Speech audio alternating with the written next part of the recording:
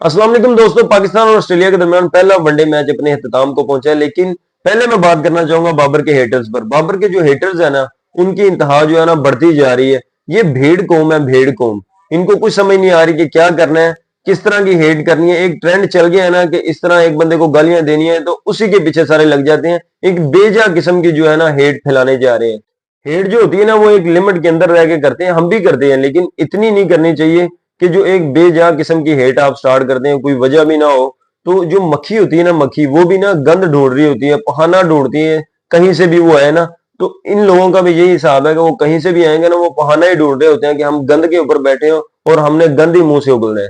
Captaincy अच्छी नहीं थी, रन्स नहीं हो रहे थे, रेड बॉल में भी रन्स नहीं हो रहे थे। ठीक है भाई, उसने माना है, उसने अपने आप को रेस्ट भी उसको दे दी गई थी, तो फिर भी ये जो है ना बाज नहीं आ रहे। अब आप इस चीज का अंदाजा लगाएं, जो पहला वनडे मैच हुआ है ना ऑस्ट्रेलिया के खिलाफ, उसमें अगर आपका जो जितने भी बैटर्स थे ना, सिर्फ एक बंदा जो था ना कंफर्टेबल नजर आ रहा था, वो यही बाबर था, जिसपे लोग तनकीद करते हैं।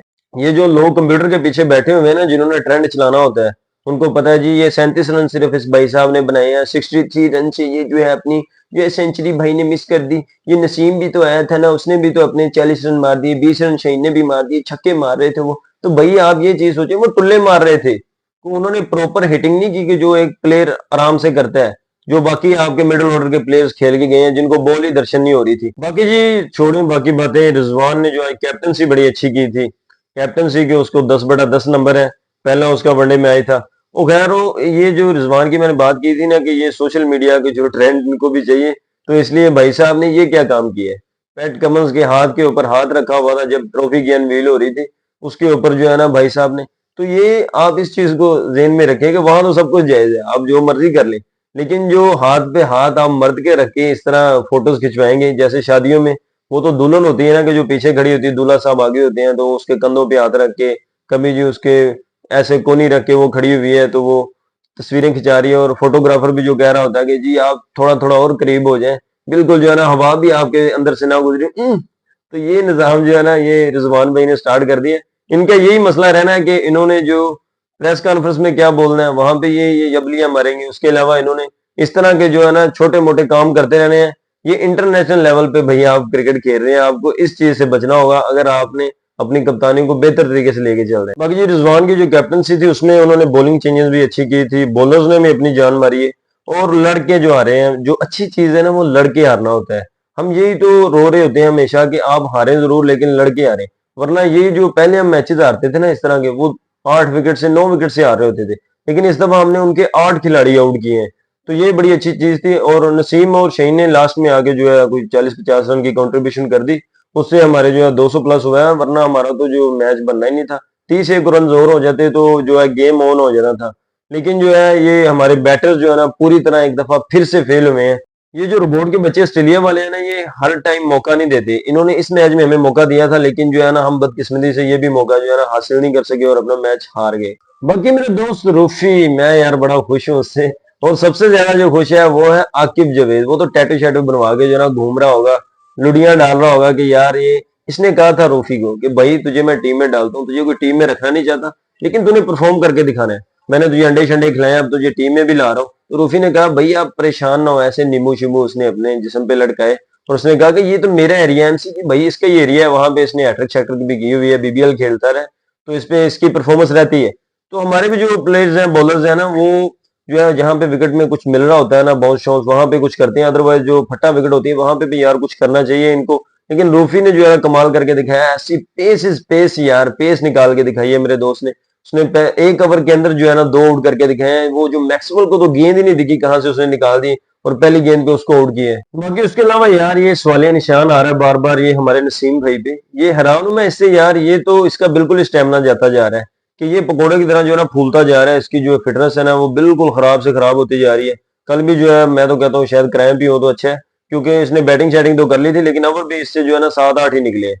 ये अपनी बैटिंग पे फोकस किए जा रहे हैं, लेकिन इनकी जो बॉलिंग है ना वो लूज होती जा रही है। क्योंकि इसको कोई बंदा ही रख ले इनके ऊपर यार, जो इनको नमक शमक चटवाता रहे, ताकि ये थोड़ा सा तो बेहतर हो। ये तो इनके पास T20 का स्टेमिना है, बस वो भी 4 ओवर पता नहीं कैसे निकाल लेते हैं।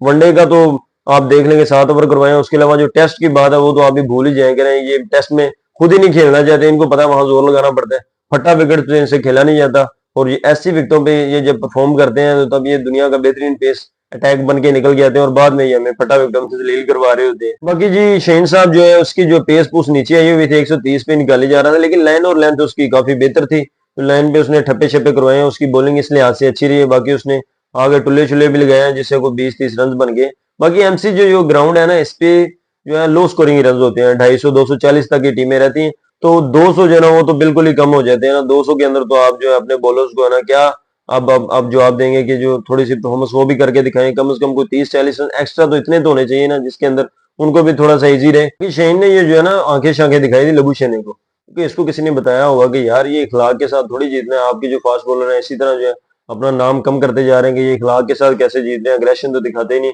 ये जी उसके बेटे का खतना हुआ है, उसकी जो है बेटी के लिए गिफ्ट शिफ्ट लेके जाने, उसका बर्थडे है। उसके अलावा जी कोई साहब की बेटी का जो है शादी होने जा रही है तो सोफा सेट उसको गिफ्ट करना है। तो इस तरह जो है ना इस इखलाक के साथ नहीं जीतना। तो इसलिए शहीन साहब को सोचा होगा, किसी ने बताया होगा कि आप जो है ना अग्रेशन दिखाएं ताकि आपका ट्रेंड फिर से चल जाए कि शहीन भाई देखें जी आंखें शाखें दिखाई हैं तो अग्रेशन दिखा रहे। तो अच्छी बात है यार, अग्रेशन दिखाना चाहिए। बाकी जी इनके ऊपर जो है ना तलवार लटक रही थी बाबर शहीन नसीम के, जैसे भी उन्होंने सोशल मीडिया का प्रेशर था या कमबैक का प्रेशर था, जैसे भी कह लें उनको निकाला, फर्क नजर आया भाई। फर्क उनको पता था कि अब जो है ना परफॉर्म करके ही यहाँ रहना पड़ना है, वरना वो पुरानी बातें नहीं रही। बस इनको फिटनेस का अपना थोड़ा सा ख्याल रखना पड़ेगा।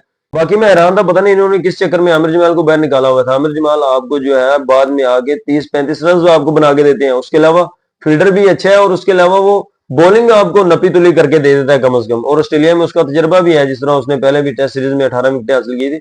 बाकी ये हसनैन साहब की आपने बॉलिंग देखी, पूरी फारग, उसने कोई लाइन और लेंथ नहीं थी उस बंदे की। एक विकेट मिली है वो भी बैटर जो है पीछे हटके जो है अपनी जगह बना के खेलने लगा है तो वो बोल्ड हो गया, अदरवाइज इसको एक भी विकेट नहीं मिलनी थी। और रन भी इसने ठीक ठाक कंसिडर किए।